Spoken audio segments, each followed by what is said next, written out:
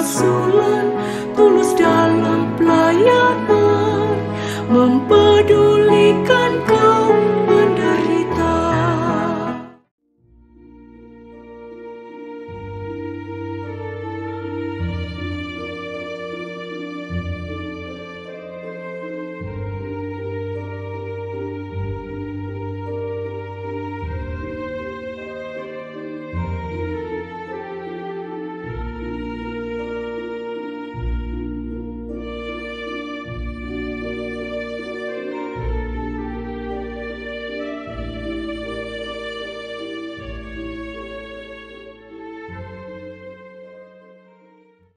Saudara-saudari, kali ini kita akan menggeluti tema tentang Maria dan doa Rosario. Rosario berarti mahkota mawar. Bunda Maria menyatakan kepada beberapa orang bahwa ketika mereka mendaraskan satu salam Maria, mereka sebenarnya memberinya sekuntum mawar yang indah. Dan setiap kali mereka mendaraskan Rosario secara lengkap, mereka memberinya sebuah mahkota mawar. Mawar dipercaya sebagai ratu semua bunga. Mawar adalah simbol keindahan karena kejernihan hati dan keikhlasan batin. Maria adalah Ratu Rosario, ratu yang menaungi semua hati yang ditancapkan bilur-bilur penderitaan. Ada 3 poin penting ketika kita bicara tentang Rosario dan sosok Bunda Maria. Yang pertama, sesungguhnya dengan Rosario kita merenungkan peristiwa-peristiwa gembira, sedih, mulia, dan cahaya dalam kehidupan Yesus dan Maria. Mungkin tampaknya Rosario hanyalah sebuah doa yang diulang-ulang, tetapi sesungguhnya Rosario itu seperti 2 orang yang saling mencintai dan selalu mengatakan setiap waktu, "Aku mengasihi engkau." Yang kedua, Rosario adalah doa yang sederhana, sangat sederhana seperti Bunda Maria. Kita dapat mendoakannya secara bersama-sama dengan Bunda Tuhan. Dan yang ketiga, Maria menyatukan doanya dengan doa kita. Dan karena itu Rosario menjadi doa yang ampuh, karena apa yang diminta Bunda Maria pasti terkabul. Kita ingat dalam peristiwa di Kana, Maria menjadi perantara antara mujizat ilahi putranya Yesus Kristus dengan pasangan yang menikah, yang pestanya berubah menjadi aib karena kekurangan anggur. Saudara-saudari, doa Rosario telah dipakai berabad-abad lamanya, semenjak zaman para rasul dan murid-murid hingga saat ini. Namun baru pada tahun 1214, gereja menerima dan mengakuinya dan mulai mendaraskannya menurut metode yang kita pakai sekarang ini. Doa Rosario diwariskan oleh Santo Dominikus, pendiri Ordo para Pengkhotbah, yang menerimanya langsung dari Bunda Perawan Terberkati. Kisah tentang Santo Dominikus ini penting untuk kita renungkan.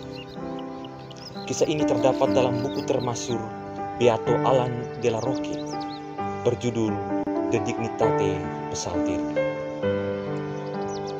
Suatu waktu Santo Dominikus jatuh sakit ketika ia mengasingkan diri di hutan untuk berdoa bagi kaum bid'ah di Albigensia. Dan pada waktu itu Bunda Maria menampakkan diri kepadanya dan berkata, "Dominikus yang terkasih, tahukah engkau senjata ampuh yang dipakai Tritunggal untuk membarui dunia?" Jawab Dominikus, "Oh ibu, engkau tahu senjata itu jauh melebihi saya. karena di samping putramu Yesus Kristus, Engkau sudah selalu menjadi sarana untuk keselamatan kami. Lalu Maria menjawab, "Aku mau engkau mengetahui bahwa alat yang ampuh ialah salam malaikat yang merupakan batu fondasi perjanjian baru. Oleh karena itu, jika engkau ingin menemui jiwa-jiwa kaum beriman dan memenangkan mereka bagi Allah, wartakanlah mazmurku." Dominikus serentak merasa terhibur lalu bangun. Terbakar oleh semangatnya untuk menobatkan orang-orang di daerah itu, ia mendirikan sebuah katedral. Suatu waktu ia berkhotbah. Saat ia berbicara, letusan halilintar menggoncangkan bumi dan menggelegar sambil menyambung. Orang-orang ketakutan. Mereka memandang wajah Maria mengangkat tangannya ke surga 3 kali untuk menurunkan murka Allah atas mereka apabila mereka tidak mau bertobat, tidak mau mengubah hidup mereka, dan tidak mau mencari perlindungan dari Bunda Allah yang kudus. Saudara-saudari, dari Santo Dominikus ada 15 janji Maria untuk semua mereka yang setia mendoakan doa Rosario. Tetapi kali ini saya mengutip 5 janji Maria itu.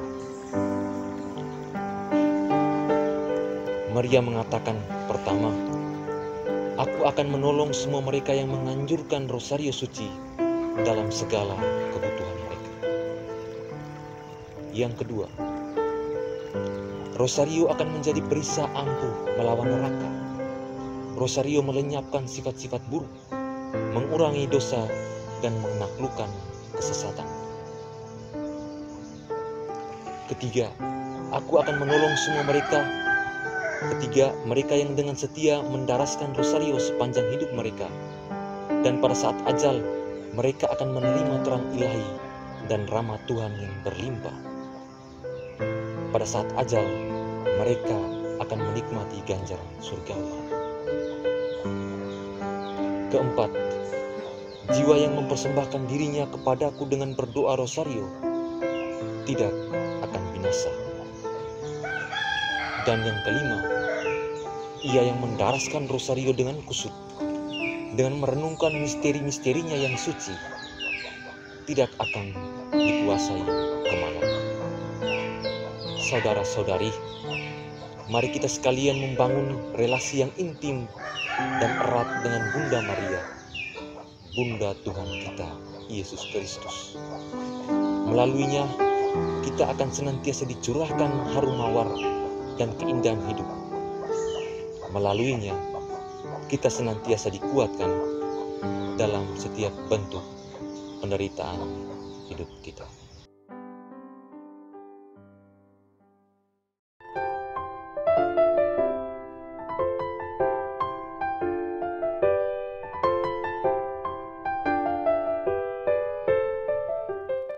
Jangan cemas kalau engkau terlalu banyak mencintai Maria.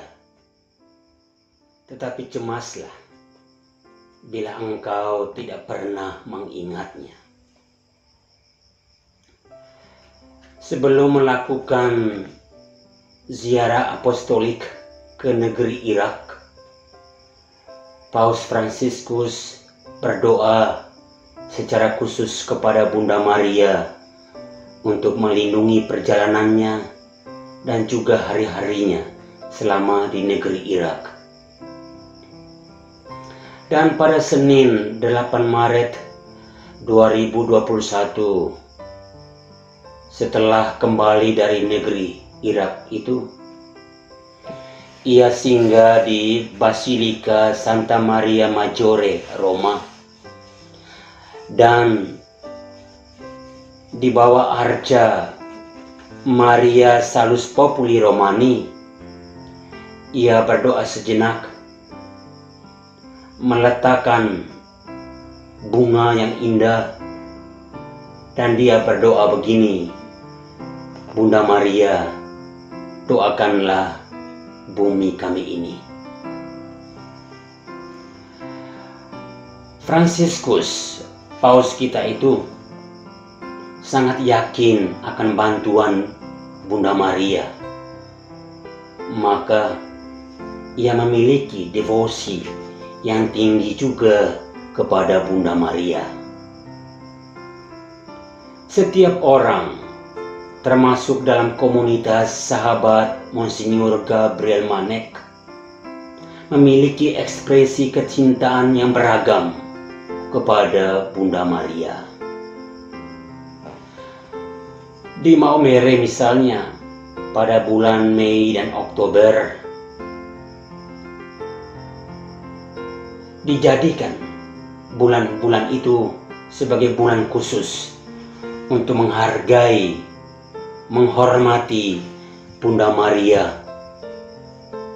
Jalan-jalan, pekarangan rumah penuh dengan hiasan untuk merayakan prosesi Arca Maria. Tidak salah, karena kecintaan mereka begitu tinggi pada Bunda Maria. Atau juga seringkali saya menerima konsultasi dari keluarga yang belum mendapat keturunan. Dan saya hanya bilang, berdoalah kepada Bunda Maria dengan nadar tertentu. Kalau engkau mendapat anak perempuan, berilah dia nama Maria. Kalau laki-laki, berilah dia nama Mario. Dan banyak yang mengalami atau merasakan doanya terkabul.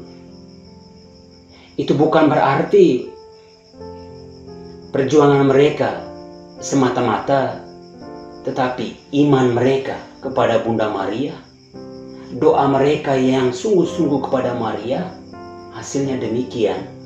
Mereka diberi jawaban yang membahagiakan. Kalau kita ingat peristiwa Maria menerima kabar gembira dari malaikat Tuhan, kabar itu sebenarnya adalah penyampaian berita dari Allah bahwa Maria akan menjadi pintu gerbang keselamatan dengan menyiapkan rahimnya untuk Yesus yang menjadi penebus kita. Maria menerima kabar dari malaikat Tuhan, merasakan kegembiraan yang disebut kegembiraan mesianik. Dan yang menjadi contoh dalam peristiwa ini adalah Maria merasakan bahwa kegembiraan mesianik yang dia terima bukan hanya semata-mata miliknya, tetapi dia harus membagi kepada orang lain, kepada Elizabeth, saudaranya. Maria hamil, Elizabeth hamil. Maria hamil di usianya yang masih remaja, yang belum pernah disentuh laki-laki. Elizabeth hamil di usia jompo, yang secara manusiawi tidak mungkin, tetapi bagi Allah tidak ada yang mustahil. Kunjungan Maria ke Elizabeth, dalam konteks teologi, saya beri nama Abyssum Invocat. Panggilan dari hati yang suci diterima oleh hati yang satu dengan penuh kegembiraan pula. Berkaitan dengan pengalaman devosional kita atau kelekatan emosional kita kepada Bunda Maria, saya perlu memberikan pemahaman kepada kaum beriman bahwa ada dua ekstrim ketika kita berdoa secara khusus kepada Bunda Maria. Ekstrim yang pertama yaitu ada godaan untuk melebih-lebihkan peranan ilahi dalam penyelamatan, sehingga nilai dan arti kerjasama manusiawi diabaikan. Atau sederhananya, kita meluhurkan karya ilahi tanpa memperhatikan bahwa Maria sebagai manusia juga berperanan penting dalam sejarah keselamatan kita. Akibat dari ekstrim ini terjadi apa yang disebut minimalisme marial atau Mariaphobia. Ekstrim kedua sebaliknya, ada godaan melebih-lebihkan peranan manusiawi dalam penyelamatan sampai-sampai melalaikan peranan ilahi. Atau dengan kata lain, kita terlalu mengutamakan devosi kepada Maria sambil melupakan putranya Kristus dan juga Allah yang menjadi sumber keselamatan. Dan akibat dari ekstrem ini saya namai maksimalisme marial atau mariocentrisme. Pada kesempatan ini saya tidak memberikan pandangan lebih jauh secara teologis atau dogmatis tentang Maria kepada kalian. Saya hanya mengatakan begini, betapapun Maria adalah wanita ideal dalam kehidupan menggereja, semua orang tidak sama merasakan pengaruh dalam hidupnya. Meskipun demikian, layaknya sebagai seorang ibu yang setia menggendong, bahkan merasakan perlawanan anaknya, begitu pula Maria menerima sikap ketidakpatuhan kita sebagai anak.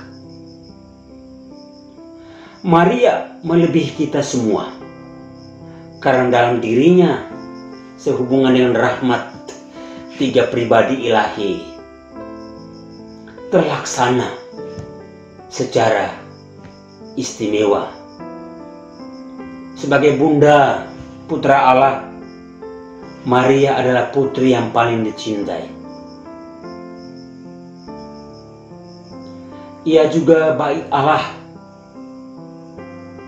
Maria ditebus dengan cara yang paling mulia, dan karena itu patut dihormati oleh semua orang beriman. Singkatnya, Maria adalah tipos gereja dan contoh orang beriman yang layak kita teladani. Doa rosario yang kita buat entah secara pribadi ataupun secara bersama, kalau dilakukan secara beriman, didoakan dengan penuh keyakinan, maka apa yang kita minta melalui perantaran Maria bisa terjawab. Sekali lagi, kalau kita percaya. Sekali lagi saya ulangi, jangan terlalu cemas bila terlalu banyak mencintai Maria, tetapi cemaslah kalau engkau tidak pernah mengingatnya. Terima kasih.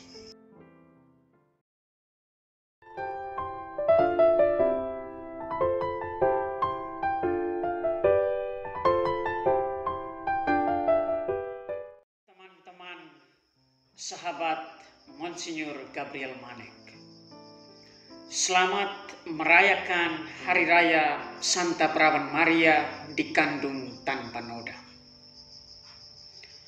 Maria adalah figur teladan iman kita. Pada kesempatan ini, saya berbicara tentang spiritualitas Maria. Saya menyebut spiritualitas Maria sebagai religiusitas hati. Hati Maria adalah sumber kesadaran iman yang luar biasa. Religiusitas hati Maria ialah keterarahan dan ketaatan iman pada Allah.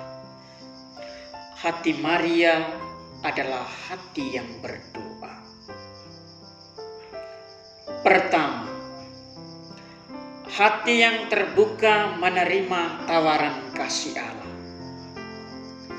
Sesungguhnya aku ini hamba Tuhan, jadilah padaku menurut perkataan. kabar sukacita diberikan Allah kepada Maria. Pikiran Maria sangsi waktu menerima kabar. Bagaimana hal ini mungkin terjadi karena aku belum bersuami? Pikiran Maria tidak memberikan jawaban, tetapi hatinya terbuka menerima kasih Allah.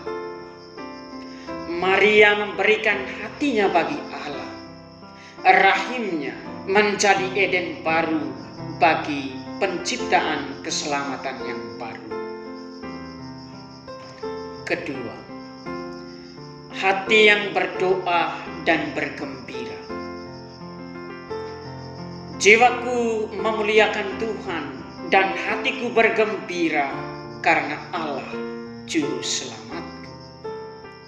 Magnificat Maria adalah sebuah doa, pujian dan syukur bagi Allah yang telah menyatakan karya keselamatan bagi dunia lewat Maria. Ketiga, hati yang taat dan rela menderita.